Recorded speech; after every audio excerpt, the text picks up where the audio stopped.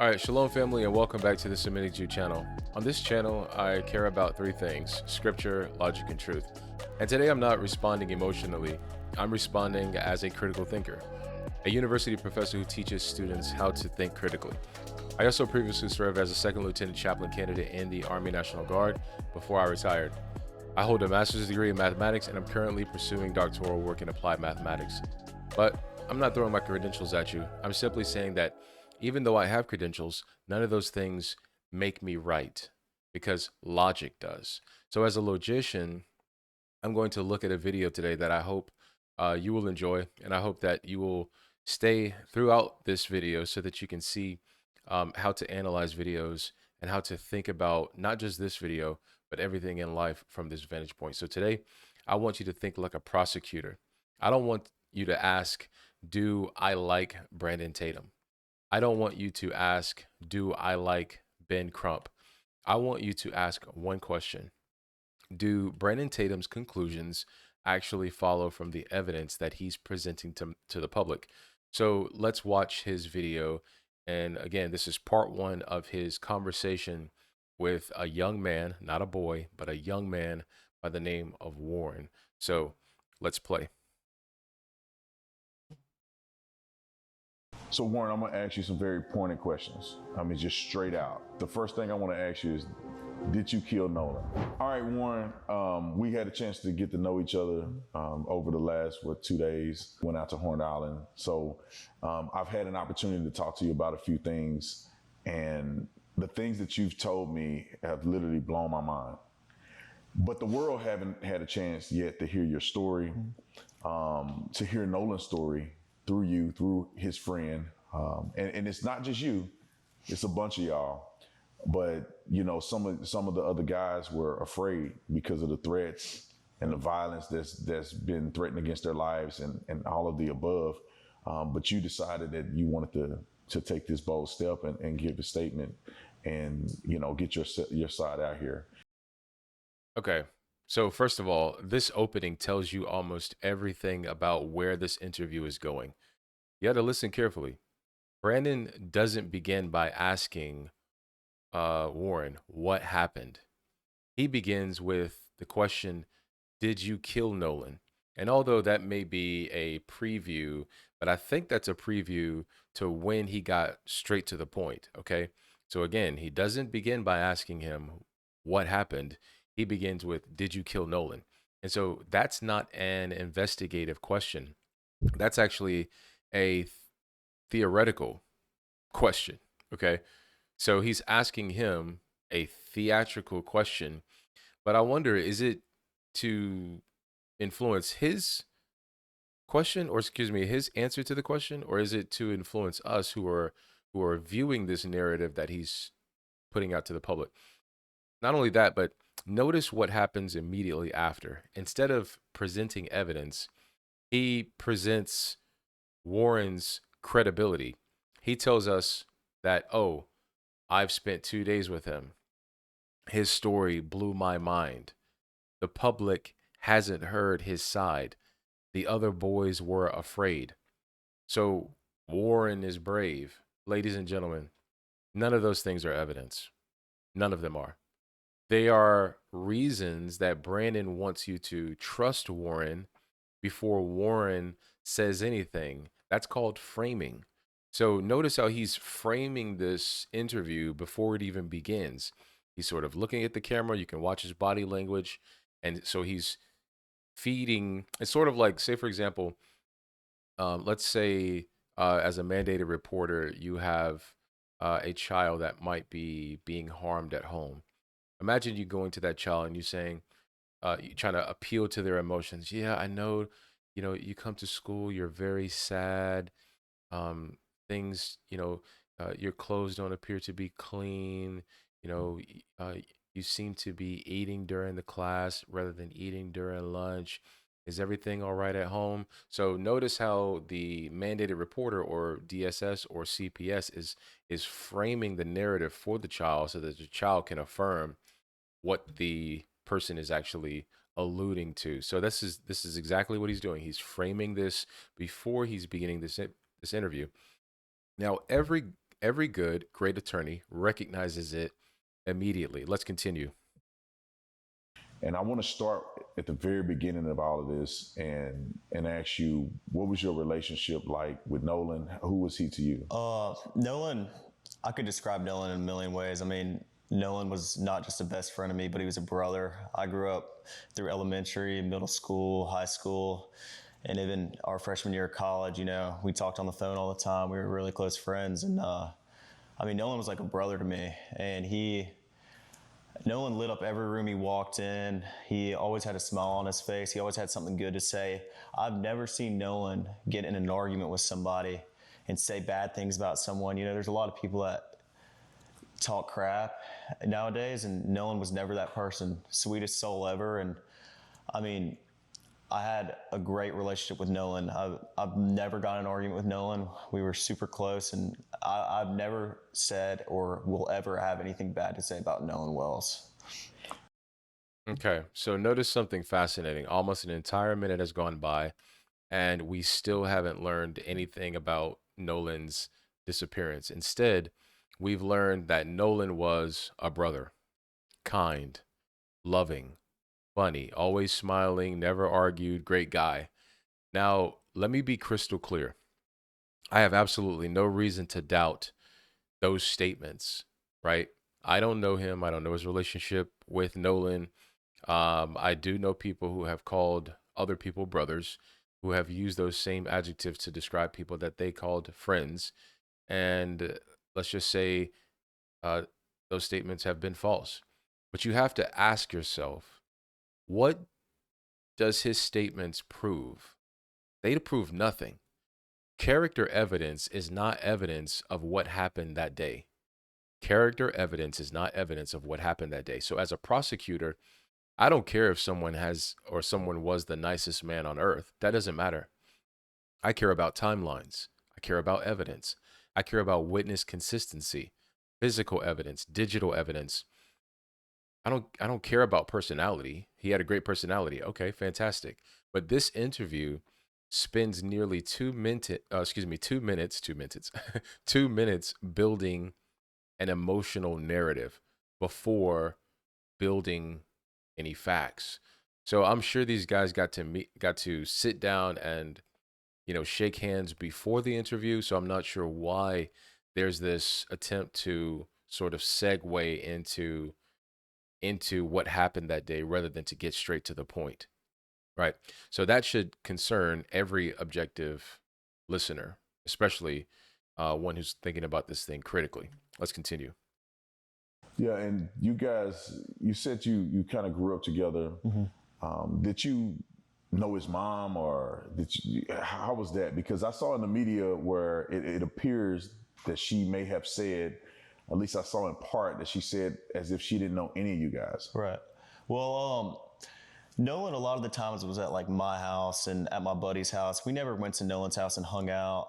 I mean, and my friend group's very, very tight knit. I mean, we hang out every day when we're back home from school. In high school, we hung out most weekdays and every day on the weekend. And I mean, we were never at Nolan's house, which, you know, there's nothing wrong with that. But I met his father, and I mean, in 8th grade, Nolan. That's when Nolan and I like got really close. It was COVID year, and we were in class all year long together. Me and a couple of my buddies, and Nolan and I just got super tight because we'd get a Waffle House once a week together, eat, and I mean, we were just super, super close. But his dad would swing by Waffle House, you know, and like, you know, hang out around us, but never. You know, I was never around Nolan's parents a lot, but I mean, that didn't change our relationship any. Nolan and I were still just as close, and he was just as close with my friends as, you know, anyone else. So, So it's very ironic. You're his best friend, but you've never met his parents, or you never went over to his home. I'm sorry, but that's very strange. But I will say something. Now, Brandon makes his first subtle mistake. He says, "I saw in the media," or he also said, "It appears." And then he says that she said. So notice, as I said in my previous video, he called Ben Crump, Al Sharpton, and he also called the family, Nolan's mother, a liar. So notice the language. It appears, I saw, it seems. So he's referencing another person's statements without identifying precisely what was said by that person. So that allows Warren to respond to a vague accusation instead of a specific claim. Ladies and gentlemen, that's easy. If I tell you that people are saying something, how do you know exactly what I'm referring to? You don't. So in court, precision matters. If you're going to rebuttal an allegation, identify the allegation, quote it, cite it, then address it. Instead, the audience is left with an undefined opponent. And so that's very persuasive, but guess what? It's not rigorous. Let's continue. So And walk me through the day of 4th of July where you guys were all going out. right.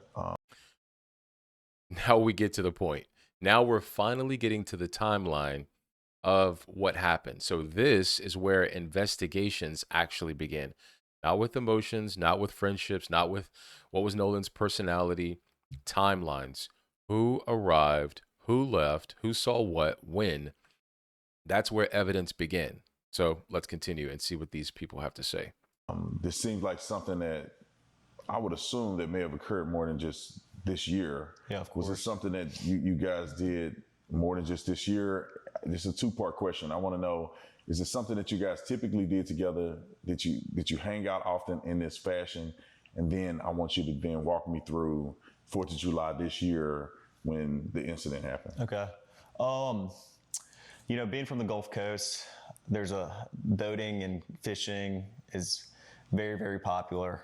The 4th of July, every year, my friends and I, or my family and I, are out on the water. I mean, that's the one day is guaranteed everybody's going out. And that's a known thing. Everybody's trying to get a ride out to Horn Island, or, people go to Ship Island, but most of everybody from Ocean Springs and the Gulf Coast go to Horn Island. And, we went last year. Nolan was on the boat with me last year, and he was, this was a common thing. My friends go on the boat when we're home.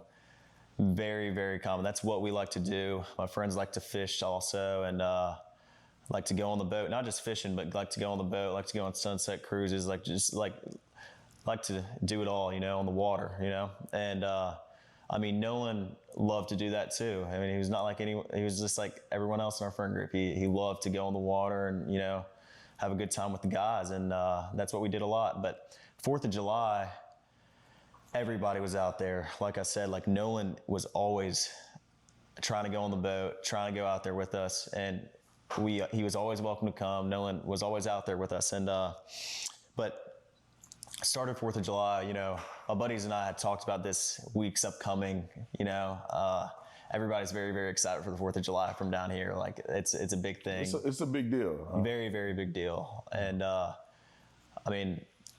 I actually stayed with Nolan that night at my buddy's house, and I woke up at my buddy's house, and we went to McDonald's, got food. Nolan was not with me, and I went and got breakfast. I had my buddy's boat hooked up to my truck, and first I ran to my house, then I went to McDonald's and came back, and the boat was already hooked up to my truck. My buddy Wyatt and I went, and with my buddy, and we went, topped the boat off, loaded it down with ice, and just got everything ready. Then Wyatt went and put his smaller boat in the water, which is the Palm Beach.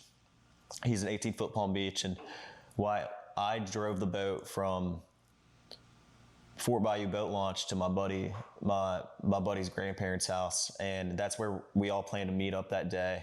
And you say we all, who are you talking about? You, Nolan, and how many people are going to meet you guys there?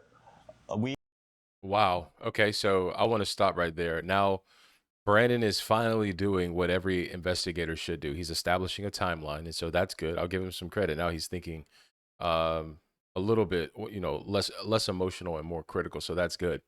But here's where I want you to pay attention. Everything Warren has told us up to this point is simply testimonial evidence. So that means it is evidence. That means it is evidence because someone said it happened. Okay. So again, that means it is evidence because someone said it happened. It is not yet corroborated evidence. So that's very important. When someone says something, it is evidence, right? It's a witness testimony, but it's not corroborated evidence. And so that's a difference. So as a prosecutor, I don't stop because someone tells me a story. I ask, can we verify your story? Were there text messages, cell phone records, boat launch cameras, gas station receipts, McDonald's? Okay. McDonald's surveillance, GPS data, other witnesses, because testimony is where investigations begin, not where they end. And that's a distinction that Brandon simply never makes. Let's continue. We had roughly 20 to 30 people coming on 3 separate boats with us. And so we were all following each other out there as one big group. You know, it wasn't just me and Nolan and a couple other of my buddies. There was 20 or 30 people spread out where we all met at the dock before, and then we departed to go to Horn Island. It wasn't just a couple of us. I mean, there were so many people, we had to split up between 3 boats, and we all left and all got there at the same time.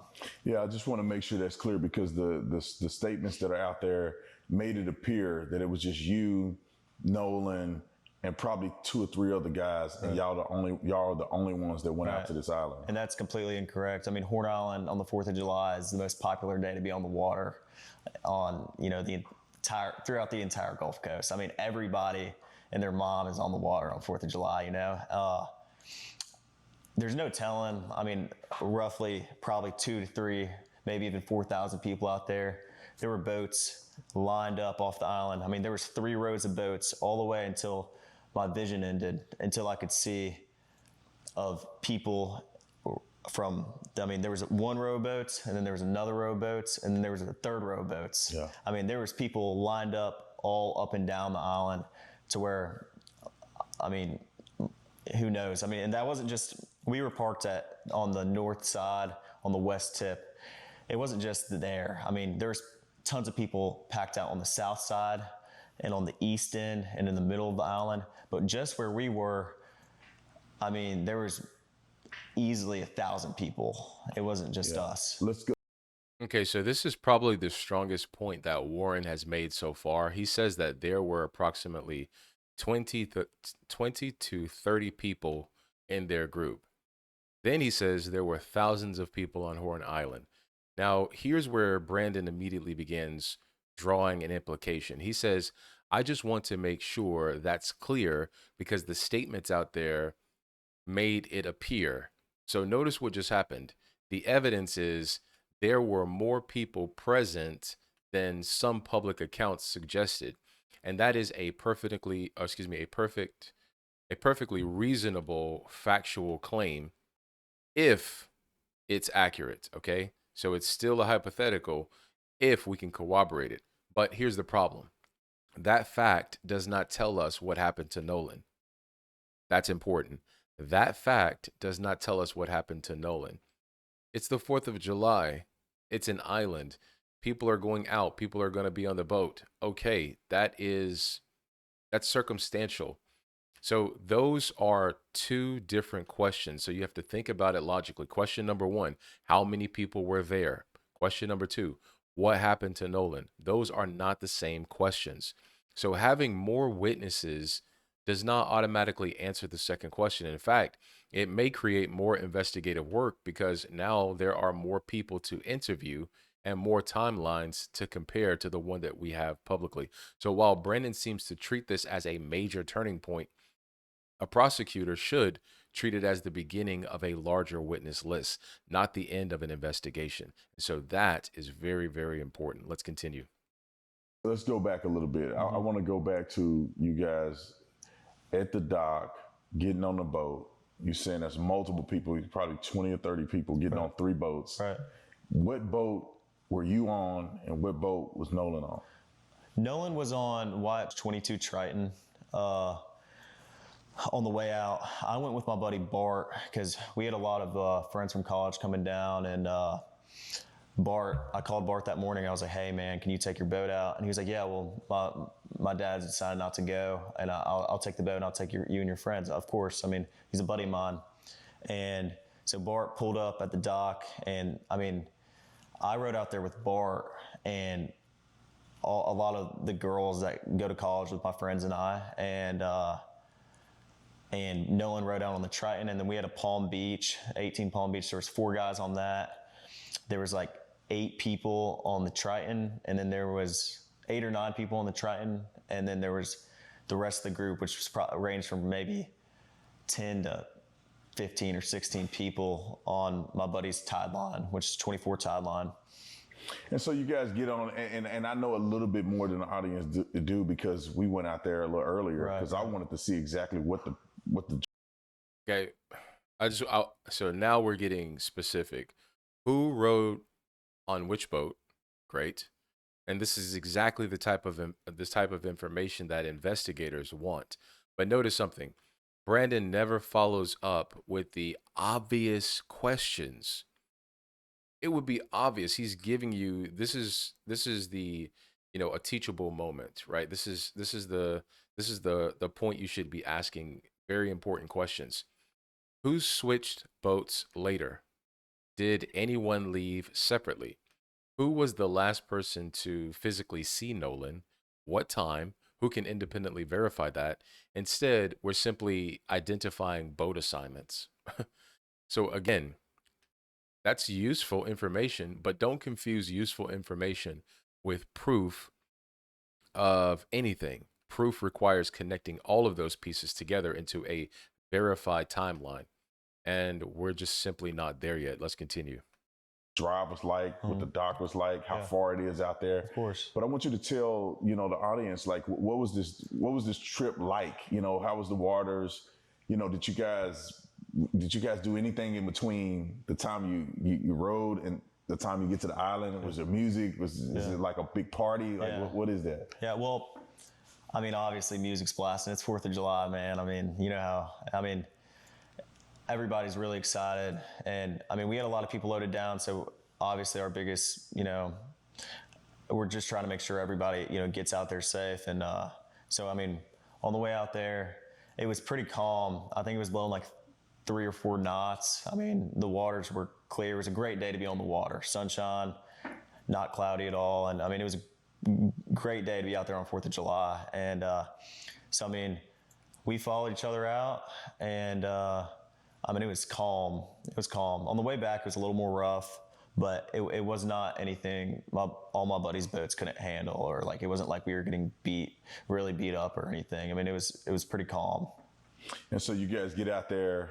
I'm assuming that you line the boats up, because I'm envisioning the picture of getting out there and there's hundreds of boats. Mm-hmm. There's thousands of people. Yeah. So it wasn't just you guys on a deserted island with course not. A few people. This is thousands of people out there. Right. And there's a lot of people doing what? What does it look like when you first pull up? I pull up, and we pulled up at 10:30. I mean, it wasn't, early afternoon. I mean, it wasn't, but 10:30 is, still pretty early in the day. And when we got there was already 3 rows of boats lined up all the way, like I said, until I could see. And when you say all you can see, you're speaking about miles. Yeah. Of boat. When we went out there earlier today, but when we went out there, the island is massive. Correct. I mean, it's just several miles long. Roughly 10 to 12 miles. I mean, it's. So you think that the boats were stretching from one end to the next, or just a small area of about a mile or less than a mile of boats? Well, I mean, I think there was boats all the way around the entire island, but I think some spots were more popular than others. Like the West Tip is usually very, very crowded on the 4th of July, and everybody knows that. So that's where a lot of people park because they want to be around other people. And the East End's a little more, there's not as many people, but there's still a lot of boats out there. I mean, it's not like every area of Horn Island is covered 100%. Wow. So you get out there, y'all jump out. What do? When I say jump out, you obviously not just sitting on the boat. The island is there. Like, what exactly are people doing there? Like, are you spending more time in the water, on the island, in the boat? Like, how is that look out there? I mean, everybody, as soon as you get there, I mean, there's people on boats, grabbing drinks and, food, whatever else. Like, I mean, everybody is fully prepared for the 4th of July. They bring all the drinks and food that they need, because I mean they've been preparing for fourth for a little while now. But when we got there, I helped my buddies tie the boats up, because the tie line was right here, the Palm Beach was in the middle, and then the Triton was on the outer side. And there was about a drop off from where the bow was. I mean, if you jumped off the bow, you were probably about neck deep in water. But if you got off the stern, you were probably waist deep in water. I mean, but when we got there, we tied up, got, bow and rear anchor set, and we tied up all the boats, made sure they were good, and everyone just got on the water. And then eventually, next thing you know, it's our group, and then, next thing you know, there's 50 other people around us, and then it just grew and grew as the day came on. And, I mean, that's just how it was. Everybody's drinking, I mean, it's 4th of July. Everyone's just trying to enjoy themselves. And, it's a big party, basically. Big party. Okay. All right. That's enough. So I was just processing Brandon's statements. So he spends several minutes establishing something else. He says Horn Island was crowded. There were boats everywhere. People were drinking. Music was playing. Thousands of people. Again, I don't have any reason to dispute that. Again, it's an American holiday, right? That's what they do. But ask yourself, what proposition is Brandon trying to prove? If the proposition is Horn Island was crowded, then yes, the testimony supports that proposition. If the proposition is therefore the boys couldn't have committed a crime, that conclusion does not logically follow. It's a non sequitur. So crowds don't eliminate crime. Crowds don't eliminate accidents. Crowds don't eliminate misconduct. They simply mean that there were more potential witnesses. And prosecutors know something else. Sometimes crimes occur in crowded places. So the very existence of a crowd doesn't resolve the investigation. It just simply expands it beyond what we know of currently. So let's continue. Yeah, so y'all pretty much having a good time. Just like anybody would imagine, 18-year-olds, probably 20-year-olds, college students, out on the island, women. You probably had alcohol, so y'all having a good time. Yeah, of course. And so where's Nolan in this? You guys out there, the friend groups are out there, 3 boats full of people that came out there that seem to be the closest friend group. Right. Where's Nolan in this in comparison to where you and others are at? Well, I had a couple conversations with Nolan that day, and I talked to him and a couple of my other buddies. In a group, I was not focused on anyone solely, like looking and pointing anyone out, because there's so many people out there. I mean, I was talking to my friends that I haven't seen in a while from high school. I was talking from people I knew from college. I was talking to, everybody my age, and even people older than us were, over there. Like, I mean, it was just a regular thing. We're all used to this. We've been out to the islands before. My buddies don't just go out to the island on 4th of July, but they go out, every weekend. And like, I fish the islands. I don't just, fish around Horn Island. I fish around Ship Island too. So I'm very familiar with the islands. And I feel like it was just a big, I talked to Nolan, and, Nolan was drinking. Everybody was drinking, most of everybody. And I mean, Nolan seemed completely fine every time I talked to him. We had just regular conversations, and, Nolan was making me laugh. I had a couple conversations with Nolan and Javon, Nolan and my buddy James, I could tell you, I talked to Nolan a couple times, but it wasn't like I was strictly sitting there talking to Nolan the whole day. I mean, there was. Okay, so this may be one of the most important admissions that Warren makes in this entire interview so far. So just listen carefully to what he says. He says that I wasn't focused on anyone. Then he says that there were hundreds of people. Then he says, I talked to Nolan a couple of times. Those statements are completely believable. But notice what they also mean. Warren cannot personally account for Nolan's whereabouts throughout the entire time that they were there. So that's not criticism. That's just the logical implication of his own testimony.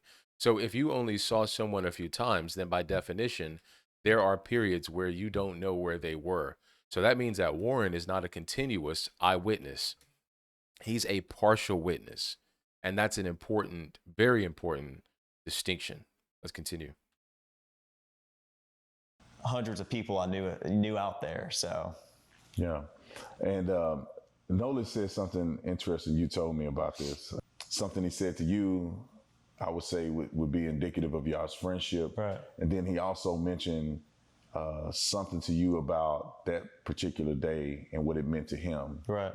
And could you share that? Right. Yeah. So Nolan and my buddy Javon are talking, and I grew up with Nolan, and Nolan's, just all, like I said, like just so joyful, like always happy. Like every picture I have with Nolan or picture I have of Nolan, he's smiling. I mean, like he's always happy. If I always need like a shed of light, I'm calling Nolan, and Nolan and I laugh and joke a lot. Like that's how our friend group is. We're really jokingly laugh. No one takes anything that serious.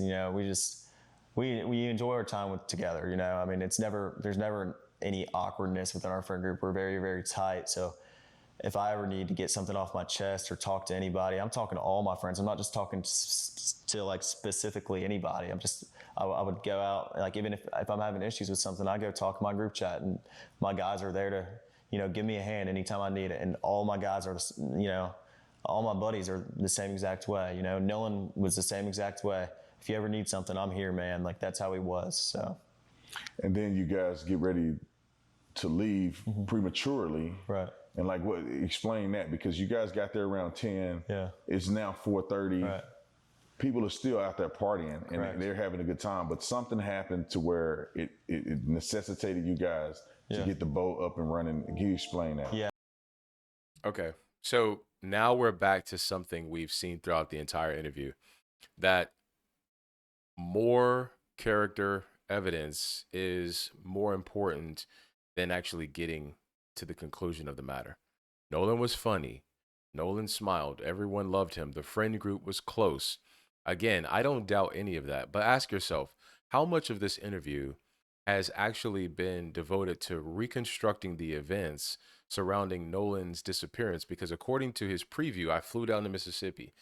Uh, Ben Crump was lying. Al Sharpton was lying. The family's lying. They're money hustling people. So this interview so far is literally not doing those things that he said was going to happen, which is corroborate the testimonies of the witnesses and the timeline of those things that happened. Events surrounding Nolan's disappearance versus describing personalities. Okay. Investigations don't hinge on who was the funniest guy in the group. They hinge on timelines, physical evidence, forensic evidence, digital evidence, independent witnesses, corroboration. Then Brandon ends this section by finally asking the question we've been waiting for. Why did everyone leave at 4:30? Now, now we're getting to something closer to the heart of the investigation. That's the question I want answered, not because I assume guilt, but because that's where evidence begins replacing biography. Okay.